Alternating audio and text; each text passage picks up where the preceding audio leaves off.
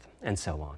About the only downside You know, is that King in system his memory bag is right now, man. I'm in the 33% stream further with away them in terms listening of to it. cycles. He over But there the is like, I large told number y'all. of benefits more than counterbalance them. As a friend of mine says, a rising tide lifts You all right, all boats. Enrique?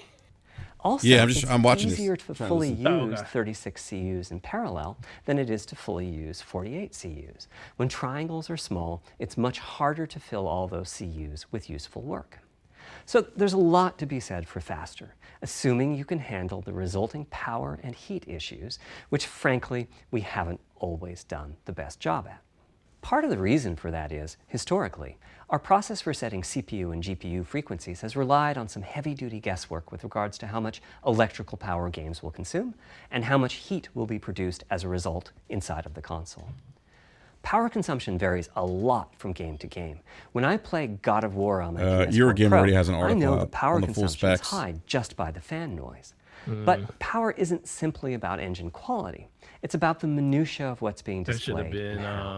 It's counterintuitive, but processing dense geometry typically consumes less power than processing simple 10.28 teraflops, which is, 8-core I CPU, suspect, 3.5 why gigahertz, Horizon's map screen RDNA 2 with its architecture, low triangle count 16 makes my gigabytes of PS4 RAM. Pro heat up so much. Our process on previous consoles has been to try to guess what the maximum power consumption during the entire So the console clock lifetime speed is might be, lower. which is to So say, 3.8 the worst versus case scene 3.5 in the versus worst 3.8. case game, and prepare a Teraflops, cooling RDNA solution that we 2, think 16 will be quiet gigs, at that memory power level. bandwidth is less. If we get it right, Internal fan custom. noise is Damn, minimal. If we get it wrong, 820. the console Man, they will be quite finessing loud for the people on higher that power hard games, drive. and there's even a chance that it might 825. overheat and shut down if we misestimate power too badly. PlayStation 5 is especially challenging because the CPU supports 256-bit native instructions that consume a lot of power. These are great here and there, but presumably only minimally used. Or are they? If we plan for major I'm interested to see what Digital Foundry says, because we need to set the CPU clock they came out and said that noticeably on paper the size of PlayStation power 5 is supply faster and than the fan. Series X. So after much discussion, we decided to I'm go mute. with a very different direction on PlayStation 5. We built a GPU with 36 CUs. Mind you, RDNA 2 CUs are large. Each has 62% more transistors than the CUs we were using on PlayStation 4. So if we compare transistor counts, 36 RDNA 2 CUs equates to roughly 58 PlayStation 4 CUs. It is a fairly sizable GPU. Then we went with a variable frequency strategy for PlayStation 5, which is to say we continuously run the GPU and CPU in boost mode. We supply a generous amount of electrical power and then increase the frequency of GPU and CPU until they reach the capabilities of the system's cooling solution. It's a completely different paradigm. Rather than running at constant frequency and letting power vary based on the workload, we run at essentially constant power and let the frequency vary based on the workload. We then tackled the engineering challenge of a cost-effective and high-performance cooling solution designed for that specific power level. In some ways, it becomes a simpler problem because there are no more unknowns. There's no need to guess what power consumption the worst-case game might have. As for the details of the cooling solution, we're saving them for our teardown. I think you'll be quite happy with what the engineering team came up with. So how fast can we run the GPU and CPU with this strategy? The simplest approach would be to look at the actual temperature of the silicon die and throttle the frequency on that basis. But that won't work. It fails to create a consistent PlayStation 5 experience. It wouldn't So I don't know if that's what John Linneman is referring to from Digital Foundry. He's saying the craziest thing about PS5 is the speed of the SSD. He's like, it's just part of the story. There's a lot of custom silicon in there to ensure that the system isn't bottlenecked in other areas. It's really fast on paper, a lot faster than the Xbox Series X. Oh, it definitely is. It's double. It's literally double what the Xbox is in throughput. Unused power from the CPU to the GPU so it can squeeze out a few more pixels. The benefits of this strategy are quite large. That throughput is Running ridiculous a on GPU that, at 2 hard drive. gigahertz was looking like an unreachable target with the old fixed frequency strategy. With this new paradigm, we're able to run way over that. This confirms kind of what I heard a couple months ago when we had that one person on. I don't know if you were in the live chat before we went live. We had somebody on who told us the PS5 was very fast, efficient, impressive. 2.23 gigahertz is 10.3 teraflops. And we expect the GPU to spend most of its time I always thought that frequency and performance. Similarly, I always running thought the that CPU the SSD was the main catalyst of the PS5 because that's the first thing talked about. High as 3.5 Oh yeah. In fact, it spends most of its time at that frequency. That doesn't mean all games will be running at 2.23 gigahertz and 3.5 gigahertz. When that worst-case game arrives, it will run at a lower clock speed, but not too much lower. To reduce power by 10%, it only takes a couple of percent reduction in frequency, so I'd expect any downclocking to be pretty minor. All things considered, the change to a variable frequency approach will show significant gains for PlayStation gamers. The final of our 3 principles was about finding new dreams. It's Sony, Santa Monica, important for us Naughty on the Dog's able hardware to do with team this to console. find new ways to expand or deepen gaming, and that's what led us to a focus on 3D audio. As players, we experience the game through the visuals, through audio, and through the feedback we receive from the controller, such as rumble or haptics. Okay, I thought you were. Personally, no, I'm in your stream and I'm in the Iron Lord. Visuals are, of course, important, but the impact of audio is huge as well. At the same time, the audio team on a game project has to do a lot with a little. For example, on PlayStation 4, there's fierce competition for the Jaguar CPU cores. Audio typically ends up getting just a fraction of a core. That's not much of a computational resource, particularly when you consider that the visuals run at 30 or 60 frames a second, but audio processing needs to happen at almost 200 times a second. So it's been tough going making forward progress on audio with PlayStation 4, particularly when PlayStation 3 was such a beast when it came to audio. The SPUs in Cell were almost a perfect device for audio rendering. Simple pipelined algorithms could really take advantage of So what do you think? DMA, You think, I think overall it's going to be great, no matter what, Enrique. Both consoles are very impressive, man. On PlayStation 4. Probably the most dramatic progress in the PlayStation 4 generation has been with virtual reality. The PSVR hardware has its own audio unit. Nah, man, it supports about 50 pretty decent 3D sound sources. No, I mean they're both very impressive pieces of hardware. I mean this is a bigger, I think, leap than we had from last generation to this generation. Audio on PlayStation 4. Yeah, definitely. The first goal was great audio for everyone, not just VR I still users think this. or I think it comes in at $400 $400. That meant audio had to be part of the console. Yeah, I can see it coming in at $400 now with the substantial difference in power. I mean, that's almost 2 teraflops difference. I mean, the SSD, we don't know how much that impacts the price of it, but I would think they just have a custom version of it, so it probably isn't too much more than the NVMe that they have standard in the new system. It does have a lower clock speed on the CPU, so I don't know if it's going to. I can see that. That's $400 price point. I can easily see that, but then again, the Xbox could come in at $600, depending on what the whole Lockhart situation is, because it seems like they accidentally confirmed that is a thing. And if that is a thing, then I could see that new Xbox coming in $100 more, and then PlayStation can sit right at that $500 price point. But if they can get that system at $400, it's a win, because that's a price point that we know dominates throughout a generation. It's just your sense of where the audio is coming from. To the right of you, behind you, above you. This can immerse you further in the game, and it can also directly enhance the gameplay. To use Dead Space as an example, I know, old school, you're fighting enemies in fairly dark, spooky locations. Back in the day, if you played the game using the TV speakers, you could tell that there was one last enemy growling and hunting you down, but it was difficult to tell quite where that enemy was. With headphones, you could tell that the enemy was somewhere on the right, which let you deduce, if you couldn't see it, that it must be somewhere behind and to your right. But with 3D audio with good locality, the idea is you know the enemy is precisely there, and you turn and you take it out. So, how do we know where a sound is coming from in the first place? Well, all those bumps and folds in the ear have a meaning, evolutionarily speaking. Based on what direction the sound is coming from, sound waves bounce around inside the ear, there's some constructive and destructive interference, and the result is a change in volume. The phase of the sound also shifts, depending on what path the sound wave took to reach the ear canal. These volume changes and phase shifts are different for each direction and also vary depending on the frequency of the sound. Head size and head shape also impact the sound in a similar fashion.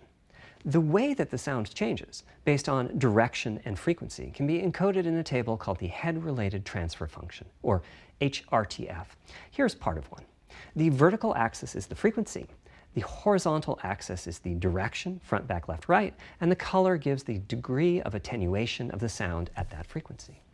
The HRTF is as oh my God, this part is painful right now. As a fingerprint is. In fact, you're looking at mine right now. Here's how we measure NHRTF. I'm telling you, that's all I'm saying, Enrique.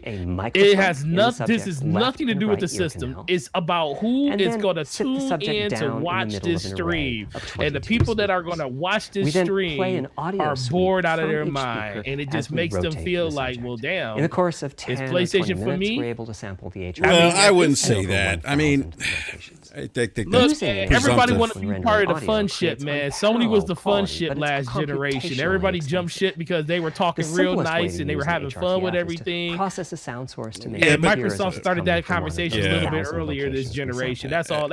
I mean, not saying that it's 100% thing that's going to happen. Yeah, but I mean, the thing is, 4K in reality, this is one showing. I mean, we don't know what the rest of the show is. Enrique, what first showings are lasting impressions. We all know Microsoft never recovered from their first. That's different, though, man. You're comparing two different situations, man. This is a technical breakdown. Nothing different from what was previously done. Okay, you say it shouldn't be a stream, right? It shouldn't be. But that's your opinion, Forte. They feel otherwise. They're like, we need to do a technical breakdown because we were going to do this at let somebody do the technical breakdown that people want to watch. Do the technical breakdown. You know, I mean, it looks almost they go to for stuff like that. 600,000 people are watching this now. What is it now? 600 and what? 621,000.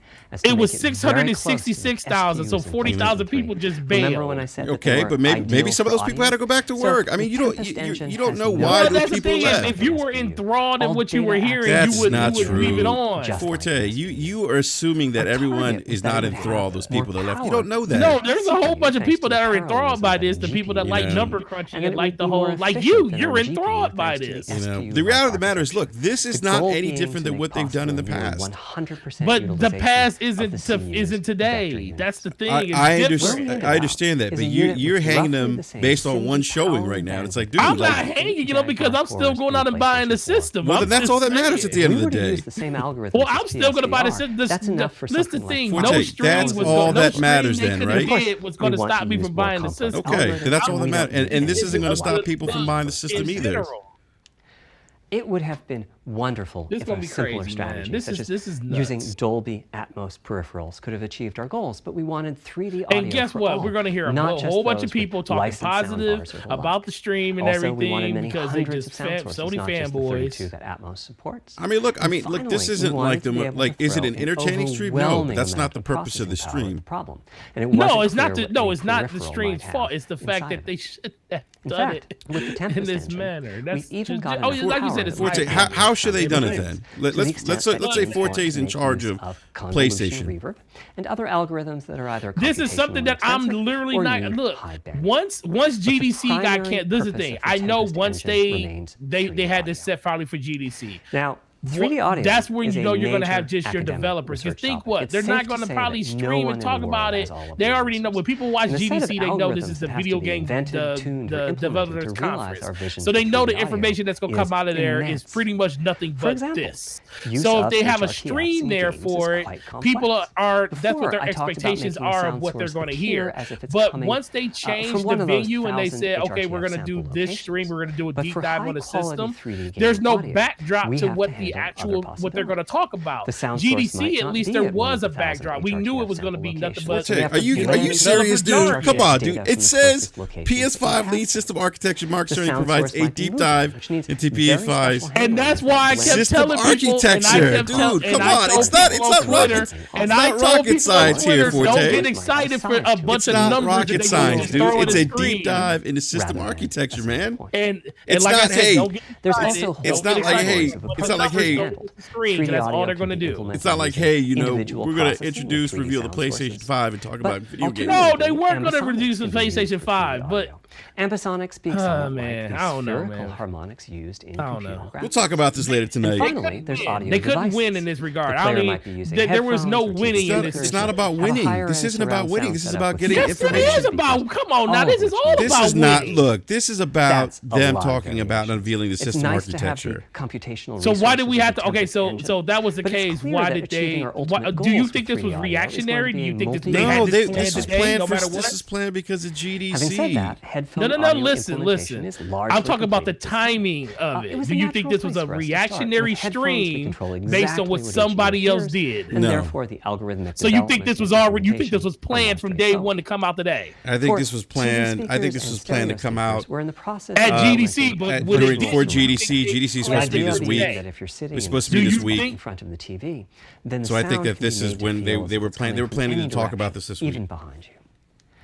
Virtual surround sound has a lot in common with 3D audio on headphones, but it's more complex. I'm not mad. I'm happy. I'm happy that we can stop having and vice versa. Stupid conversations about fake numbers. Now we have numbers. And guess what? Both are going to be strong. Buy both if you got the money to do it. Making the area you need to be in to feel the 3D effect larger. And we're also working to boost the sense of locality. We ain't going to get none of this Headphone audio is the current gold standard for 3D audio on PlayStation 5, but we're going to see what we can do to bring virtual surround sound to a similar level, after which we'll start in on setups with more speakers, such as 6-channel surround sound. It's now to the point where some of the PlayStation 5 games in development are extensively using these systems. One of the game demos allows you to toggle between conventional PlayStation 4 style stereo audio and our new 3D audio.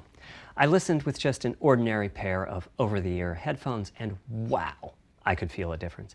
3D audio has that dimensional feel to it. Conventional stereo audio feels smashed flat by comparison. The improvement is obvious. So, a big advancement, but have I entered the matrix? Does my brain believe I'm really there? Like I was talking about earlier when I explained our target of presence. Well, the answer is no, but you've probably caught on to what's missing here, namely whose HRTF was being used. It wasn't mine, it was the default HRTF. The audio team analyzed the hundreds that they measured and chose the one they felt was the closest fit to the total game-playing audience. This shows a piece of the default I can't believe how much thought and stuff goes into this. On the right, you can see that the general features are much the same, but the details are quite different. With the default HRTF, as I said, the 3D audio sounds pretty great. When I use my HRTF, though, the audio reaches a higher level of realism, which is to say that when using headphones and my HRTF, I occasionally get fooled and even think a sound is coming from the real world when it's actually coming from the game. A corollary to this is that there are a few people whose HRTFs are sufficiently far from the default HRTF, that's the red dot here, that they can toggle between PS4 style and PS5 style audio and not sense much difference. I've had a few people describe the PlayStation 5's 3D audio as sounding like a bit better stereo audio. Presumably they're the ones at the very edges of this diagram. Which means what HRTF you're using is key. I'd like everyone to be able to experience what I'm experiencing, but obviously it's not possible to measure the HRTF of every PlayStation user. That means HRTF selection and synthesis are going to be big topics going forward as the Tempest technology matures. At PlayStation 5 launch, we'll be offering a choice of 5 HRTFs. There's a simple test where you pick the one that gives you the best locality. That's just the first step, though. This is an open-ended research topic. Maybe you'll be sending us a photo of your ear and we'll choose a neural network to pick the closest HRTF in our library. Maybe you'll be sending us a video of your ears and your head and we'll make a 3D model of them and synthesize the HRTF. Maybe you'll play an audio game to tune your HRTF. We'll be subtly changing it as you play and home in on the HRTF that gives you the highest score, meaning that it matches you the best. This is a journey we'll all be taking together over the next few years. Ultimately, we're committing to enabling everyone to experience that next level of realism. Hopefully, I've been able to illustrate a bit about our design and decision-making process today and why PlayStation 5 has the features that it does. Now comes the fun part. We get to see how the development community takes advantage of that feature set.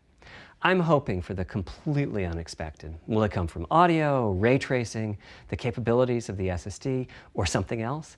I guess we'll find out soon enough. Thank you for your time today. Woo!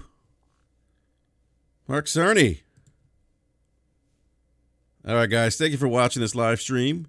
We'll catch you guys at 9 p.m. Eastern Standard Time tonight for our reactions on the PlayStation 5 deep dive into the system architecture of that console. Till next time, guys, we'll see you at 9 o'clock tonight. Thanks for watching, guys. Thank you, Forte, for joining. We'll see you tonight. Oh, yeah. 9 p.m. Peace. So we